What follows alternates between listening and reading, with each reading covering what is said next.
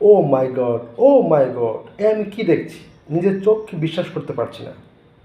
তুফানের trailer just জলোচ্ছ্বাস, একটা জলোচ্ছ্বাসের মতো। কারণ অবশেষে রায়হান রাফির হাত ধরে বাংলা সিনেমা, মানে বাংলাদেশের সিনেমা একটা স্ট্যান্ডার্ডে গিয়ে পৌঁছানো।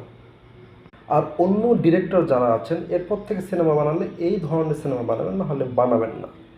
তো এই ট্রেলারে আমরা দেখতে পেলাম যে তুফানের ছোটোবেলা থেকে শুরু করে গ্যাংস্টার হওয়া পর্যন্ত এবং গ্যাংস্টার হওয়ার পর সে কী কী কাজ করে সেগুলোই এই ট্রেলারে ফুটে উঠেছে।